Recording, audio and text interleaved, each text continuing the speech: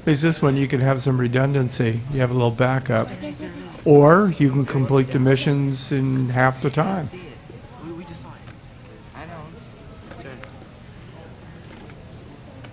We haven't had one that's had 3 or 4 ROVs yet, but that would be possible. Oh, it's there. There's the tether. Follow the tether. Go down, go down. I'm going down. No, follow the tether. Oh, there you are, there you are. There you are. Oh, no, wait, that's not it. That's the side of the...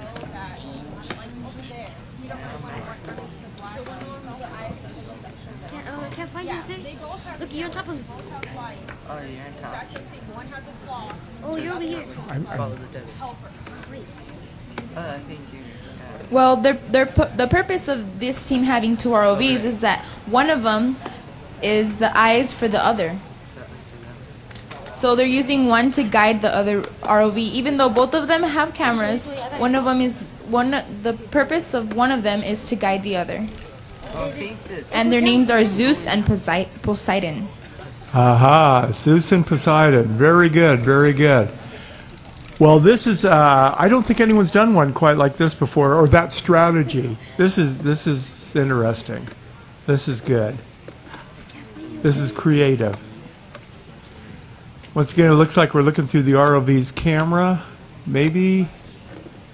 Or we're looking at one ROV to the other. Well, I'm not sure what point of view we're looking at. This could either be a diver or one of the ROVs.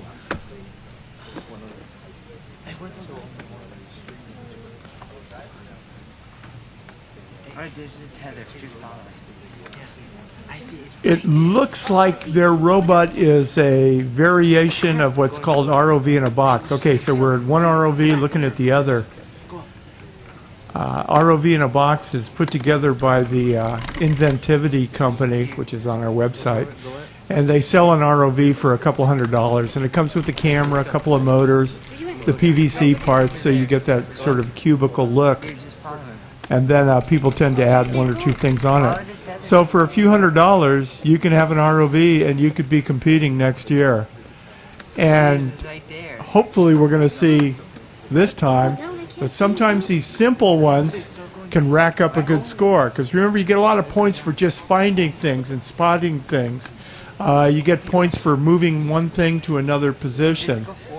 And the simple ones can do that rather easily. Firing the torpedo, that might be a bit of a challenge, but if you ignore those points, you can still get 100-some-odd points and be the top high school, be the top middle school, or come in 3rd or 4th. But you're playing the game. There was. Watch the game.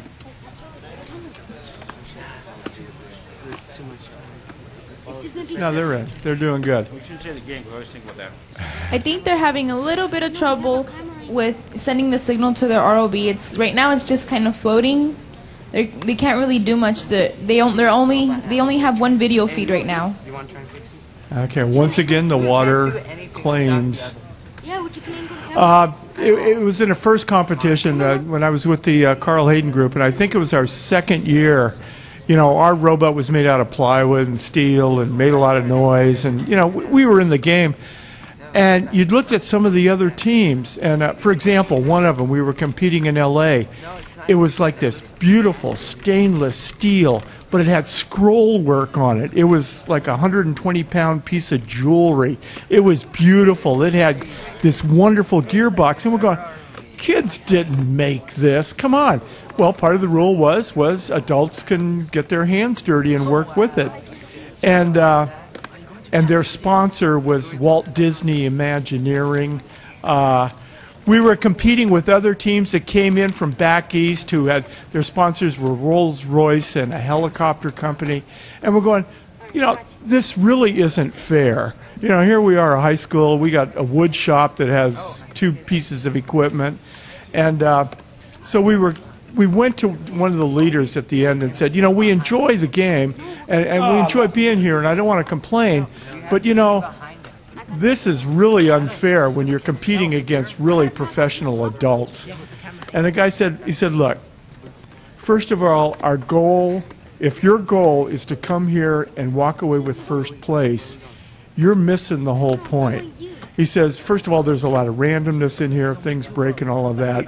If your goal is to make first place, you're missing the value of all of this. He says, did your kids have a good time? He said, oh, yeah, well, we had a good time, but, he says, did your kids talk to the other teams and, kind of exchange? Well, yeah, we did that, but, he says, no, not but. He says, what you're complaining about is something we can't enforce. What if we made a rule that only the kids can work on the ROV? How do you know? How do you know, what kind of help they get? And he said, but that's not the point. He says, do you have a basketball team at your school? And we said, yeah. He said, are they any good? And he said, well, yeah, we're pretty good. He says, would you be willing to play a game against the Phoenix Suns? And we thought, well, yeah, that'd be cool. He says, yeah, they're going to beat you. He said, yeah, but, we get to play with the Phoenix Suns. That'd be cool, man. Hang out with them and, high five and snap towels at each other and tell stories. And, yeah, this would be cool. We'd love to play with the Phoenix Suns. He says, okay, so you have to look at those robots that were built by engineers. You played against the best engineers in the country. You didn't win this time. He says, but the difference is you could. And he's right. And that changed our whole viewpoint. And then, of course, we went out and got a couple of engineers to help us, which changed the kids. Because when the kids are working with engineers, that's when they start talking about, hey, are you rich? Is that how you went to college? Did your parents go to college? Did you have any kind of social life, or are you one of the nerds that we know all about?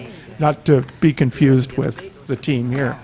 And it was that conversation that changed our kids that, yeah, I could do that. Hey, your life is pretty cool. That it's not what I thought engineers were. And that made all the difference. And a lot of the kids now from our school go to college, they go into engineering, and more importantly, they graduate. And this, looking at this robot, you go, well, how can they compete against the typewriter, repairmen? Well, they are competing against them. And they were in the pits talking with them, and they were swapping stories, and they were talking about, how much thrust the propeller's doing, how do you keep the leaks. And if you look at their control panel, it's relatively simple. But that's engineering. So these kids are competing with real engineers. It'd be like little kids in Little League competing with major league players. I guarantee it would have a fantastic effect on the little kids, and this will too. And that's why the Si Se Puede Foundation, I think, is supporting robotics. It's the sports for the mind.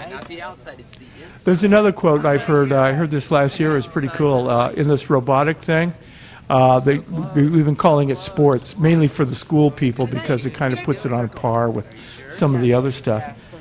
And one guy said, and he's true, he says, your baseball kids, how many of them you think are going to make the pros? Oh, well, I know some of them might get scholarships to college. Yeah, and then how many of them you think get the pros? Well, it's a shot, maybe. How many you think in the city actually make it to the pros? I don't know, maybe one, I don't know, maybe two, whatever. He says, that's the difference. The kids on these robotic teams, every one of them can become a pro. And it's true. That's what we need. Here's your engineers 20 years from now. They can make a living at this.